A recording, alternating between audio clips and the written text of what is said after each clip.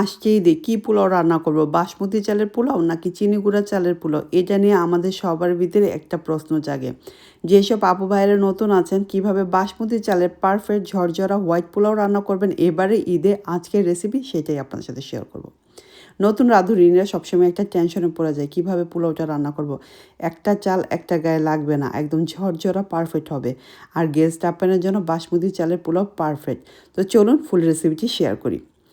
প্রথমে বসিয়ে দিলাম ফ্রাই প্যান, পরিমাণ মতো কুকিং অয়েল দিয়ে দিচ্ছি, আর দিয়ে দিব খাঁটি গাওয়া ঘি 1 টিস্পুন। একটা লার্জ সাইজের অনিয়ন কেটে নিচ্ছি, কিছু গরম মশলা দিয়ে দিলাম, আর অনিয়নটা দিয়ে হালকা ব্রাউন করে ভেজে নিব। যেহেতু এটা আমি হোয়াইট পোলাও রান্না করব, অনিয়নটাকে খুব বেশি কড়া করে ভাজতে যাব না। এখন দিয়ে দিব বাসমতি চাল।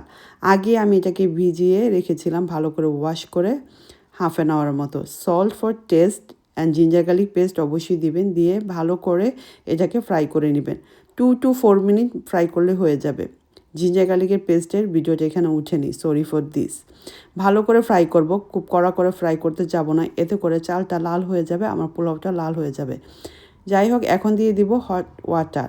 এখানে আমি 2 কাপ বাসমতি চালের জন্য 3 কাপের মতো হট ওয়াটার দিচ্ছি। আপনারা 3 কাপ আগে দিবেন, যদি লাগে তাহলে হাফ কাপ পরে অ্যাড করবেন, না হলে চালটা কিন্তু একদম নরম হয়ে যেতে পারে।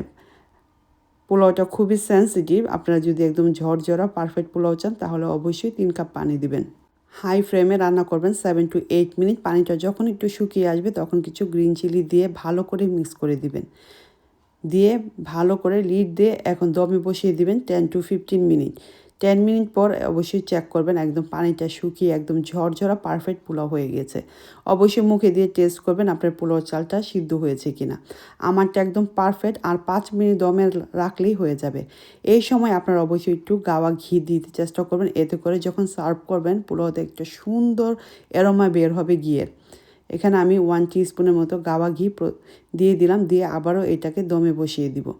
সার্ভ করার সময় অবশ্যই একটু অনিয়ন বেরেস্তা দিবেন, এতে করে খুব ভালো লাগবে ঈদের দিন আপনাদের পোলাওটা।